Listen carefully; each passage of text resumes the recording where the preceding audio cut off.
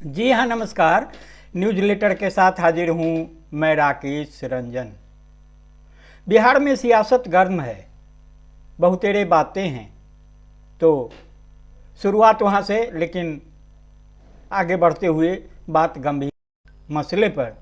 तो मेरा आग्रह होगा कि संजीदगी से सुनेंगे सुनेंगे तो गुनेंगे, तो प्रतिक्रिया देना भी लाजमी समझेंगे।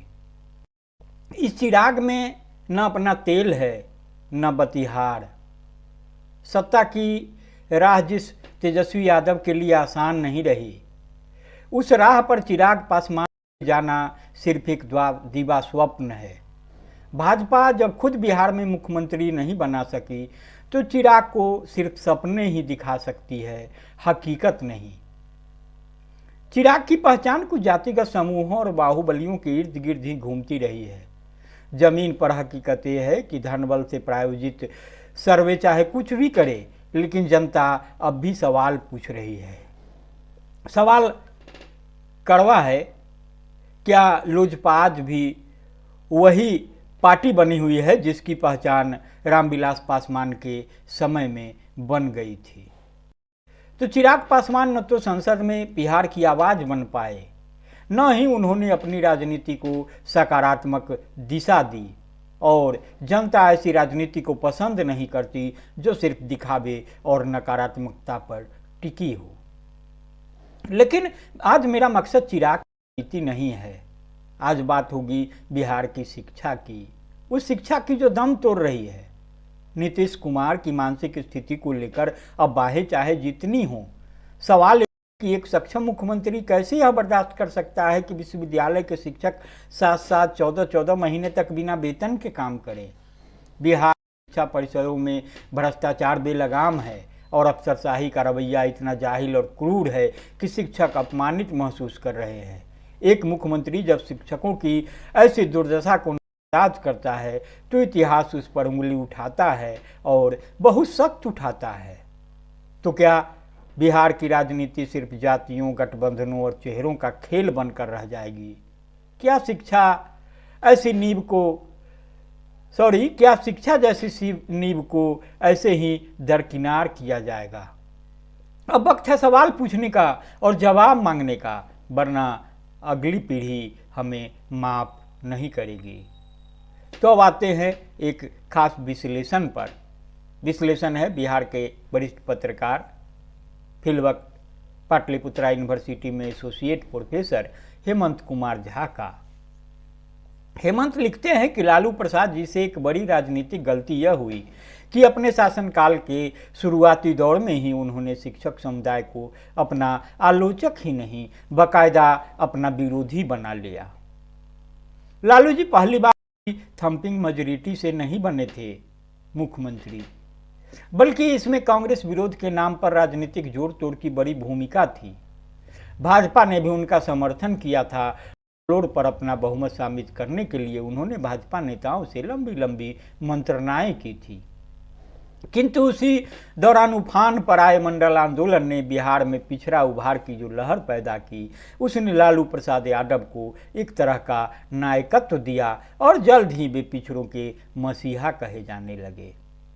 आडवाणी की रथ यात्रा को रोककर उन्हें गिरफ्तार करने की घटना ने लालू की जय जय को एक अलग तरह का आयाम दिया और मीडिया गॉसिप में अक्सर ऐसी चर्चाएं होने लगी कि वे अब विश्वनाथ प्रताप सिंह को सर से संबोधित नहीं करते, बल्कि विश्वनाथ जी कहा करते हैं, जो आडवाणी की गिरफ्तारी के बाद प्रधानमंत्री नहीं बल्कि पूर्व प्रधानमंत्री हो गए थे। बिहार और देश का बदलता इतिहास लालू को गढ़ रहा था और लालू नया इतिहास रच रहे थे। एक छोटे नेताजी जो पटना विश्वविद्यालय में कोई कर्मचारी टाइप नौकरी में रहे थे, अचानक से बड़े आदमी के रूप में उभरने लगे। लालू के खासम खास सलाहकार के रूप में शिक्षा के जगत में जल्दी ही उनकी तूती बोलने लगी। बिहार की शिक्षा जगत की बात मैं कर रहा हूँ। कुलपति को हटाना, कुलपति को बिठाना, मन हो तो अचानक से किसी कुलपति को सार्वजनिक रूप से बेइज्जत कर देना, मूड खराब होने पर बड़े बड़े प्रोफेसरों और कुलपतियों, कुलसचिवों आदि को चुनी हुई गालियों से नवाजना रंजन यादव जी का प्रिय सगल था। अब लालू जी बिहार के सर्वा सर्वा थे। रंजन यादव बिहार की उच्च शिक्षा के सर्वे सर्वा थे। रंजन जी की प्रतिष्ठा अधिक नहीं थी, लेकिन खौफ बहुत था विश्वविद्यालयों में। जहाँ तक याद पड़ता है, अगर मैं गलत नहीं हूँ, तो पटना की किसी चूड़ी गली में उनका निवास था, जो यूनिवर्सिटीज़ के बड़े पदधारियों और पद की आकांक्षा रखने वालों के लिए तीर्थ स्थल के समान था। अखबार वाले रंजन यादव का जलवा अपने गॉसिप में अक्सर परोसा करते थे। एक अखबार ने तो उस दौर में बाकायदा एक साप्ताहिक कॉलम ही बना दिया था चूड़ी गली से। उस दौर में खूब चर्चित रही एक पत्रिका ने रंजन यादव के कथित कार्यकलापों पर बाकायदा एक विशेषांक ही निकाल दिया था, जिसका शीर्षक था रंजन की रंगबाजी। अब श्रीमान रंजन यादव इन सबसे जो भी नफा नुकसान रहा हो, लालू जी को सिवाय नुकसान के कुछ और नहीं हो रहा था। लेकिन वह दौर था लालू जी के, उनका अहंकार था, उनकी सलाहकार मंडली। उन दिनों विश्वविद्यालयों में प्रोफेसरों की संख्या में सवर्ण लोगों की बहुतायत थी, जबकि अखबार की दुनिया में सवर्णों की एक छत्रता थी। तो रंजन यादव की रंगबाजी या लालू के अहंकार को तरह तरह से चाशनी लगाकर पेश करने में कोई कोर कसर बाकी नहीं रखी जाती थी। उन दिनों प्रोफेसरों को रिटायरमेंट उम्र यूजीसी के रेगुलेशन के अनुसार 62 वर्ष की थी। अचानक से एक दिन आकाशवाणी के पटना केंद्र से प्रसारित होने वाले प्रादेशिक समाचार में खबर आई कि बिहार सरकार ने प्रोफेसरों की रिटायरमेंट उम्र को तत्काल प्रभाव से घटाकर 60 वर्ष कर दिया है और यह आज से लागू हो गया है। रातों रात सैकड़ों प्रोफेसर रिटायर कर दिए गए। जो शाम में अपने विभाग से या कॉलेज से अगले दिन का कोई कार्यक्रम मन में बनाकर घर लौटे थे, वे उसी शाम घर पर ही रिटायर हो गए। लालू समर्थकों के बीच यह प्रशिक्षण स्थापित किया जाने लगा कि बिना कुछ करे धरे हजारों की पगार मुफ्त उठाने वाले 52 प्रोफेसरों को लालू जी ने घर बैठा दिया। फिर एक दिन लालू जी ने विधानसभा में घोषणा कर दी कि बिंदेश्वरी दुबे के मुख्यमंत्री काल में सरकारी घोषित किए गए 40 कॉलेजों के लगभग 4000 प्रोफेसरों की नौकरी खत्म। इसमें भी अप्रत्यक्ष संदेशा दिया गया कि हटाए गए अधिकतर लोग सवर्ण ही हैं, जिन्हें आसमान से धरती पर ले आया गया। इसमें संदेह नहीं कि उन 40 कॉलेजों में प्रोफेसरों की नियुक्तियों में संबंधित गवर्निंग बॉडी ने और सरकारी घोषित होने के बाद यूनिवर्सिटी और सचिवालय के बाबुओं ने नियमों की घोर ऐसी की तैसी की थी और यह एक महाघोटाला था। लेकिन लालू के सलाहकारों की अदूरदर्शिता ने हटाए गए उन लोगों को जैसा नया जीवन दे दिया, क्योंकि कोर्ट ने कहा कि मुख्यमंत्री इस तरह प्रोफेसरों को हटाने की एक बार की घोषणा नहीं कर सकता और प्रक्रिया से ही सब कुछ तय होगा। फिर जब कोर्ट के आदेश से जांच आदि की प्रक्रिया शुरू हुई तो लालू के सलाहकारों की बुद्धि जवाब दे गई और कुछ एक को छोड़कर लगभग सारे हटाए गए प्रोफेसर फिर से बहाल कर दिए गए। न सिर्फ बहाल हुए बल्कि इस अवधि का पूरा वेतन भी वसूला, जमकर प्रमोशन भी पाया और अगले कई दशकों पर बिहार की उस शिक्षा की छाती पर मूंग दलते रहे। उन एक से एक फ्रॉड भी थे जो बाद में एक से एक पदों पर सुशोभित हुए और बिहार की उस शिक्षा की गरिमा को जमकर धोया, खूब भ्रष्टाचार कर मन भर लूटा और बिहार की विश्वविद्यालय शिक्षा को बर्बाद करने में कोई कसर बाकी नहीं रखी। लालू जी अगर रंजन यादव और उन जैसे हम सलाहकारों की बात पर न चलकर कानूनविदों से मशविरा कर कुछ कदम उठाते, सही को सही गलत को गलत ठहराने में नियमों का सहारा लेते, तो बिहार को इतना बड़ा अभिशाप न झेलना पड़ता और बिंदेश्वरी दुबे के शासनकाल के दौरान नियुक्त हुए हजारों बेहद गलत लोगों को शिक्षा तंत्र की छाती पर धूनी रमाने का मौका नहीं मिलता। तो लालू राज के लगभग पूरे के पूरे कालखंड में विश्वविद्यालयों का प्रोफेसर समुदाय खून और अपमान के आंसू रोता रहा। सबसे पहले तो नियमित वेतन मिलना अवरुद्ध। हर महीने मिलने वाला वेतन अब 3-4 यहाँ तक कि 4-5 महीने पर मिलने लगा। फिर अगला चाबुक फंड की कमी और ऑडिट आदि का हवाला देकर वेतन का मात्र 60 से 70% मिलने लगा। हाहाकार मचने लगा, लेकिन लालू के गैर जिम्मेदार बयानों का कोई अंत नहीं रहा। अगला जोरदार चाबुक सभी प्रोफेसरों के तमाम प्रमोशंस छीन लिए गए जो रीडर थे, यानी एसोसिएट प्रोफेसर के समकक्ष, और जो प्रोफेसर थे के सब पटक कर लेक्चरर बना दिए गए। वेतन भी उसी अनुसार घटा दिया गया। पूरे देश के मीडिया ने इसका संज्ञान लिया, लेकिन लालू जी अपने कूर सलाहकारों की बोली बोल के गलत तरीके से सबने प्रमोशन लिया था, हमने छीन लिया। कुछ है गलत के आधार पर सबको बेइज्जत कर लालू जी ने हर लेवल पर शिक्षक समुदाय की हाय आमंत्रित की और हासिल कुछ नहीं किया, खोया बहुत कुछ। तो इधर लालू प्रसाद के तब के शिक्षा मंत्री जयप्रकाश यादव का अलग ही जलवा था। उन्होंने आदेश निकाला कि तमाम स्कूलों के तमाम शिक्षकों को जिला बदर कर दिया जाए। अब 20-20, 30-30 वर्षों से स्कूलों में पढ़ा रहे पीढ़ियों के बीच सम्मानित स्कूली शिक्षकों के बीच अफरा तफरी मच गई। इस बिना तर्क के फैसले के बाद मनचाहा जिला पाने की होड़ शुरू हुई और मंत्री जी के बगलगीरों से लेकर जिला के राजधानी लेवल के शिक्षा अधिकारियों ने जमकर मौज काटी, खूब रुपए काटे और मास्टरों की जेब जमकर काटी। उस वक्त जो बिहार के तमाम स्कूल पटरी से उतरे, जो आज तक पटरी पर चढ़ नहीं पाए। लालू जी ने नौकरी छीनी, वे कोर्ट से लड़कर फिर नौकरी में आ गए। जो वेतन कटौती की उसकी भरपाई नीतीश सरकार ने सत्ता में आने के बाद कर दी। जो प्रमोशन छीना उसे कोर्ट ने फिर नीतीश कुमार ने बहाल कर दिया। लालू जी को क्या हासिल हुआ? उन्हें शिक्षकों की बददुआएं हासिल हुई और परसेप्शन के लेवल पर जो लालू राज का ग्रहण लगा वह आज तक नहीं धुल सका है। आज रंजन यादव सीन में कहीं नहीं है, लेकिन उनके कुकृत्यों की प्रीत छाया तेजस्वी यादव का भी पीछा नहीं छोड़ रही।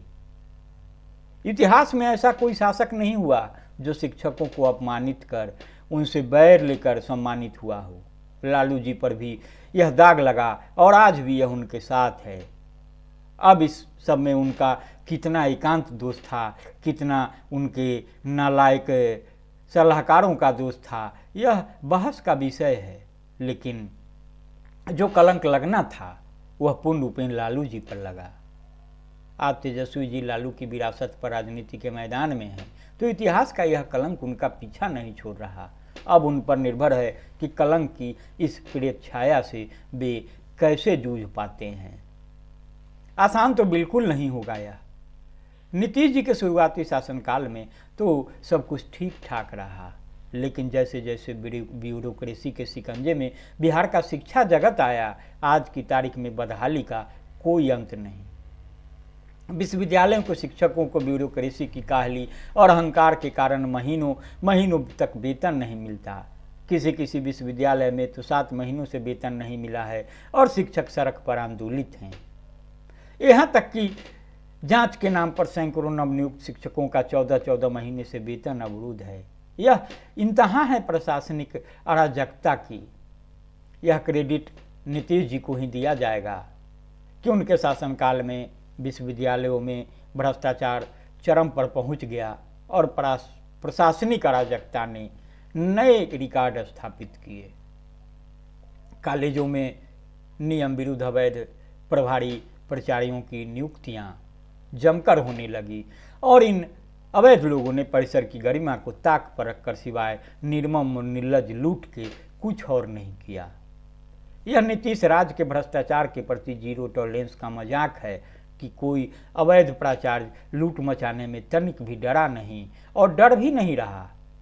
नीतीश जी द्वारा स्थापित और उनके सपनों का विश्वविद्यालय पाटलिपुत्रा विश्वविद्यालय इन घटिया मामलों में अग्रणी होने का गर्व पाल सकता है, जहां कुलाधिपति के आदेश की खुली अवहेलना करते दर्जन से अधिक अवैध प्रभारी प्राचार्य अभी भी पद पर बिठा कर रखे गए हैं। अवैध प्रभारी प्राचार्यों को हटाने में 2.5 महीने पहले से निकले कुलाधिपति के आदेश पर अब तक कार्रवाई न होना, यह नीतीश राज में उस शिक्षा परिसरों की प्रशासनिक अराजकता में ही संभव है। तो नीतीश कुमार जी के मानसिक स्वास्थ्य को लेकर अब बाहें उड़ती रहती है। मैंने शुरुआत में भी कहा था, लेकिन पता नहीं सच क्या है। लेकिन यह तो सच है कि कोई सक्षम मुख्यमंत्री इतनी अराजकता कैसे बर्दाश्त कर सकता है कि उसके राजकाज में विश्वविद्यालय शिक्षकों को 7-7 महीनों 14-14 महीनों तक वेतन न मिले। पदाधिकारियों को पब्लिक परसेप्शन से क्या लेना देना, लेकिन नीतीश जी और उनके राजनीतिक साथियों को सोचना होगा कि शिक्षकों को परेशान और अपमानित करने का ब्यूरोक्रेसी का जाहिल रवैया और परिसरों में व्याप्त निडर भ्रष्टाचार उनके लिए भी नई कलंक गाथा लिख रहा है। शिक्षकों को बेवजह परेशान और अपमानित कर कोई भी शासक पतन के गर्त में ही गिरेगा, जिससे उबर पाना आसान नहीं। लालू जैसे इतिहास पुरुष का उदाहरण सामने है। नीतीश जी के सलाहकार अगर इससे भी सीख नहीं ले सके हैं तो उन्हें यह अहंकार मुबारक हो। तो मुझे लगता है कि बातें काफ़ी हो गई, बातें सारगर्भित थी, गंभीर थी। तो एक बार फिर स्पष्ट कर दूं कि मेरा इरादा किसी का मान मर्दन करना नहीं होता। बातें रखनी होती है, जो सवाल है उठाए जाते हैं, उसके पीछे कुछ तर्क होते हैं, कुछ चर्चाओं में छनकर आई बातें होती है।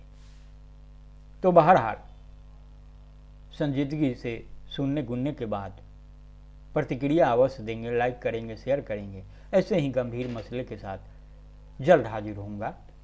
तब तक के लिए नमस्कार।